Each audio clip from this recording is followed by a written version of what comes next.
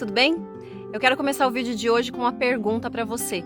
Quem está afiando as ferramentas de ensino aí na sua casa? E o desdobramento dessa resposta tem relação com um caminhão de frigorífico que foi saqueado essa semana. Assiste esse vídeo. A terça-feira foi marcada pelas imagens de um saque. Uma multidão invadiu um caminhão acidentado e levou quilos e mais quilos de carne. O caminhão tombou na rodovia Regis Bittencourt, na Grande São Paulo, no início da manhã. A motorista disse que o trânsito parou de repente na rodovia. Ela tentou frear, mas para não bater em outros veículos, jogou o caminhão no acostamento. O veículo tombou. Ela teve ferimentos leves. Logo, o veículo foi tomado por pessoas que saquearam parte da carga. Me ameaçaram com arma, tentaram querer me bater, tentaram colocar fogo no bujão de gás que eu tenho coisa, tentaram, fizeram de tudo. A polícia foi chamada e dispersou boa parte das pessoas em torno do veículo. Em momento algum, a seguradora liberou qualquer coisa para a multidão. Isso aí foi invasão, foi roubo, foi saque. No começo da tarde, uma multidão se concentrou no local do acidente. Um motorista tentou retirar o caminhão, mas o veículo tombou pela segunda vez. Houve mais uma tentativa de saque e confusão. O helicóptero da Record TV flagrou o momento em que dezenas de pessoas arrombam a porta do baú de cargas. A polícia usa spray de pimenta para afastar os saqueadores e depois joga uma bomba de efeito moral dentro do baú do caminhão para obrigar as pessoas a saírem. De acordo com a seguradora responsável pela carga, o valor total da carne transportada era de R$330 mil. O prejuízo é estimado entre 30 e 40 mil. As pessoas que invadiram o caminhão cometeram crime de furto qualificado e estão sujeitas a uma pena de até 1 ano de prisão. Isso não justifica, entendeu? O cara vir pegar uma peça de 100 quilos de carne, ele não vai comer tanta carne dessa na vida. Nessa última terça-feira, dia 8 de setembro, aconteceu um acidente na rodovia Regis Bittencourt, aqui em São Paulo, e um caminhão de frigorífico com muita carne tombou. E eu vou mostrar para vocês agora algumas cenas assim chocantes de pessoas arrastando peças inteiras de carne na rodovia.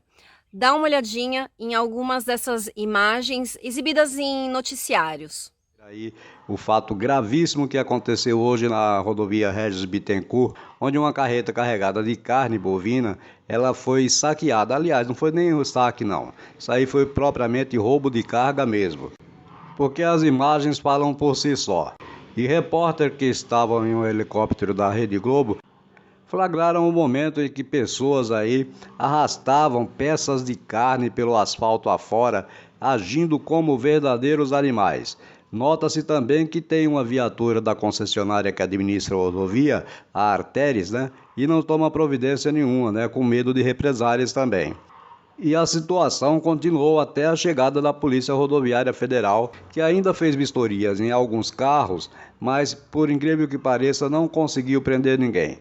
Vocês vão ver o momento aí que o pessoal corre na hora que a Polícia Rodoviária está chegando, cada um para si, correndo o risco até de ser atropelado aí, num desespero total.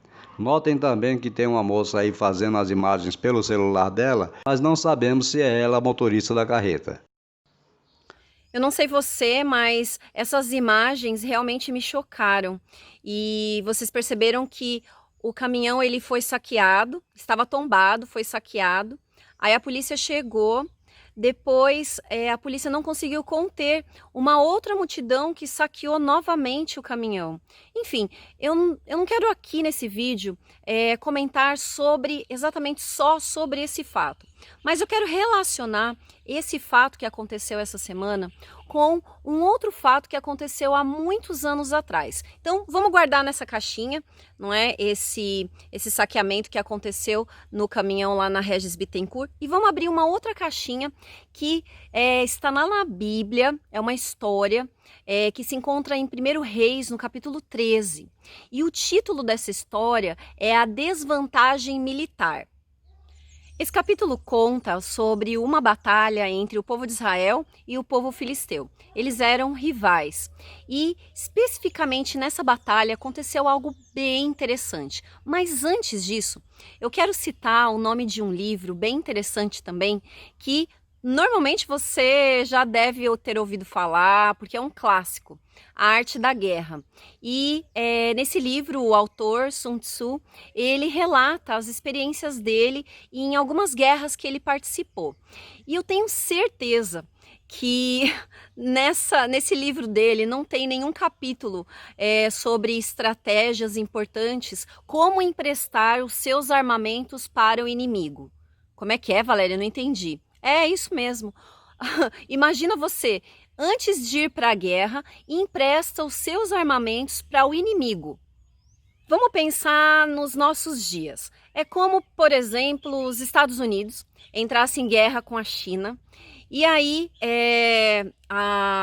os militares dos Estados Unidos falam o seguinte: olha, pessoal aí da China, eu sei que vocês têm muitos armamentos, muito bons, mas a nossa tecnologia é bem melhor que a de vocês. Se vocês quiserem, a gente pode calibrar os... Nem sei se que existe calibrar míssil, mas a gente pode dar uma olhadinha aí nos mísseis de vocês, dar uma olhada também no armamento, deixar assim tudo zeradinho. Pode mandar os armamentos aqui pra gente. O que você acha disso? Parece uma coisa assim ridícula, assim, até mesmo estúpida. Como que eu, de um país, vou emprestar os meus armamentos militares para um outro país que eu estou guerreando, ou que é meu rival? Não tem muito sentido, né? Eu vou ler agora só um trechinho dessa história, que se encontra lá em 1 Samuel, no capítulo 13, no versículo 19 até o 22. Presta atenção como é que estava a situação complicada lá para o povo de Israel. Diz o seguinte: naquela época, não havia nem mesmo um único ferreiro em toda a terra de Israel, pois os filisteus não queriam que os hebreus fizessem espadas e lanças. Assim, eles tinham que ir aos filisteus para afiar seus arados, enxadas, machados e foices.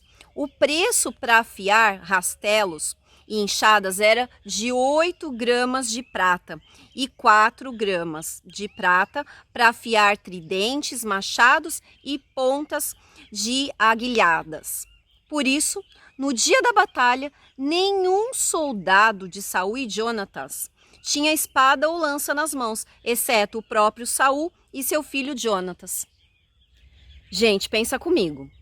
Todos os soldados prontos, tudo certinho, só tem um pequeno detalhe: ninguém tem arma. Por quê? Porque todas as armas estão com o próprio inimigo, que você pagou para eles afiarem, amolarem. E só teve um probleminha: eles não devolveram, acho que esqueceram assim de devolver. Não faz sentido, não é verdade? Essa história tem aí todo um desdobramento interessante e eu não vou contar o final dela. Só vou contar que Jonatas, que era o filho de Saul, com poucos soldados, foi para a batalha. O que será que aconteceu? Dá uma olhadinha no capítulo 14. Mas eu quero pegar essa história agora e guardar na caixinha. Vamos voltar para a nossa primeira caixinha e vamos abrir o que aconteceu lá naquele acidente na Regis Bittencourt e analisar algumas coisas interessantes. Eu fico imaginando um pai de família, não é? Chegando em casa com uma peça enorme de um boi. E aí a esposa chega perto, não é? E primeira pergunta, eu pelo menos faria essa primeira pergunta: escuta, o que é isso? Onde você conseguiu isso? E como que você imagina que esse homem, não é, que esse pai de família vai estar assim, triste? Não, ele vai estar feliz. Você não viu na TV? Então eu tô imaginando a cena, tá bom? É uma hipótese. E aí ele continua: você não viu na TV? Eu tava lá. Um caminhão de frigorífico tombou na Regis Bittencourt e eu consegui pegar esse pedação aqui, né, metade de um boi ou um quarto de um boi ou o que seja, pra gente. E aí imagino assim os filhos chegando perto, pai, que é isso? E aí o pai todo orgulhoso, eu consegui pegar, olha só, um caminhão que tombou lá e eu consegui pegar esse pedação aqui pra gente. Imaginando essa cena, a gente pode fazer vários comentários e pode fazer assim um montão de reflexões importantes em relação à família, em relação a valores, princípios. Eu fico imaginando o que se passa na mente desses filhos. Quando o pai diz como ele conseguiu aquela carne, como aconteceu. E os filhos podem até mesmo assistir depois na TV ou na internet. A questão aqui é a seguinte: será que isso está certo? Será que está errado? Valéria, é relativo. Sabe por quê? Porque esse pai de família tá passando por sérios problemas financeiros, então é relativo. Eu tenho uma história para contar para você de um amigo meu que ficou desaparecido por vários dias. E sabe por quê? Ele sofreu um acidente de trânsito indo trabalhar, então ele morava em São Paulo e foi trabalhar no interior de São Paulo. E nessa trajetória ele sofreu um acidente muito terrível e ele foi socorrido por uma pessoa que fez, sabe o quê? Roubou todos os documentos dele, levou o celular e deixou ele lá. E depois de muito tempo, alguém socorreu de verdade, a ambulância chegou, levaram ele para o hospital, ele passou por algumas cirurgias e a família não sabia onde ele estava, não sabia o que tinha acontecido com ele, ligava para o celular e ninguém atendia, até que eles receberam uma ligação de um amigo dele dizendo o seguinte: escuta, o fulano tá bem? O que aconteceu? Porque tem umas coisas muito estranhas no Facebook dele. Algumas imagens assim pornográficas, palavrões, e eu sei que não vem dele. Tá tudo bem com ele? E aí a família falou: não tá. Ele desapareceu. Será que ele foi sequestrado? E aí a família entrou no Facebook e estava ali coisas terríveis. Enfim, uma longa história. Eles descobriram o hospital onde esse meu amigo estava, já tinha passado por várias cirurgias, quase perdeu a vida. Por quê? Porque uma pessoa aproveitou de um acidente e roubou as coisas que estavam no carro dele. E aí você deve estar pensando: nossa, Valéria, agora você exagerou, porque uma história não tem nada a ver com a outra. Essa história do seu amigo foi realmente terrível. A pessoa roubou, se aproveitou e agiu de má fé ainda. O celular dele estava ligado no Facebook, então tinha senha. E aí a pessoa teve acesso ao Facebook dele. Não, essa história não tem nada a ver com a história do caminhão tombado lá do frigorífico. Será que não? Que tipo de exemplo que nós estamos dando para as nossas crianças? Que depende, que tudo bem, que achado não é roubado, que ok, porque todo mundo estava lá pegando e eu também consegui pegar, que tudo bem levar vantagem na desgraça das outras pessoas, que só tinha 2 policiais e aí como todo mundo invadiu e estava todo mundo pegando, eu também peguei e aí olha que legal, agora a gente tem aí carne em casa. E as crianças? O que eles vão pensar? Os adolescentes? Interessante. Então depende. Tudo depende. Nós estamos vivendo a era educacional do relativismo. Para finalizar, eu queria voltar na história de guerra entre o povo de Israel e o povo filisteu. O povo filisteu, a Bíblia tem vários relatos que eles eram praticamente invencíveis, que eles eram especialistas na arte da metalúrgica. E o povo de Israel olhava para eles assim, com aquele sentimento de que, olha, estamos vendidos para vocês. Vocês são realmente demais. E estão aqui as nossas armas para vocês afiarem, para vocês amolarem. A gente paga por isso, porque realmente vocês são muito bons e a gente não pode vencer vocês. Como pais, como educadores, eu não sei se você está passando por alguma situação onde você se sente totalmente vencido. Ah, quer saber? Todos os amigos dos meus filhos estão fazendo isso. Então eu não tenho mais como segurar a onda. Eu vou ter que deixar. As amiguinhas das minhas filhas, é isso aí, fazer o quê? Tudo bem, porque hoje não tem mais certo e errado, depende. Sabe, muitas vezes nós, como pais e educadores, estamos fazendo a mesma coisa que o povo de Israel fez no passado. Nós estamos levando as nossas ferramentas de ensino para serem afiadas, amoladas por valores e princípios que não têm nada a ver com o que é certo. E o certo não é relativo.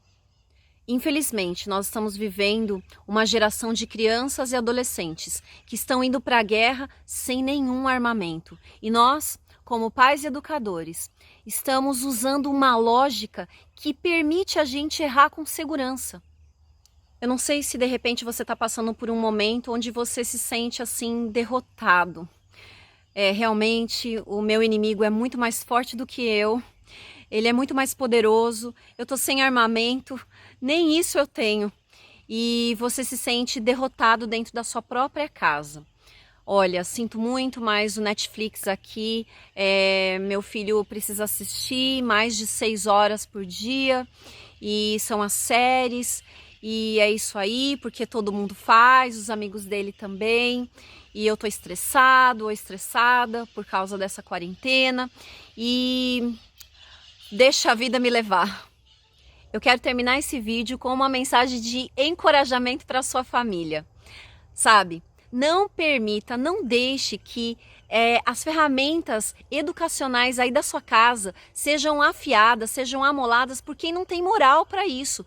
Tome as rédeas, sempre existe tempo para recomeçar. Siga o exemplo de Jonatas. Ele não se deu por vencido, mesmo com uma aparente grande desvantagem militar, ele confiou em Deus e ele entregou para Deus o que era impossível. O importante é a gente fazer o difícil e deixar Deus fazer o impossível na vida da nossa família.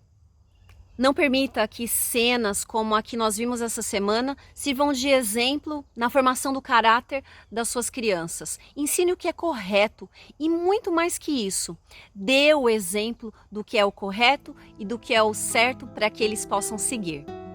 Meu nome é Valéria Cita e eu posso te ajudar com soluções simples para questões que você acha que são complicadas. Nós temos um programa especializado de reuniões online personalizadas para famílias diversificadas.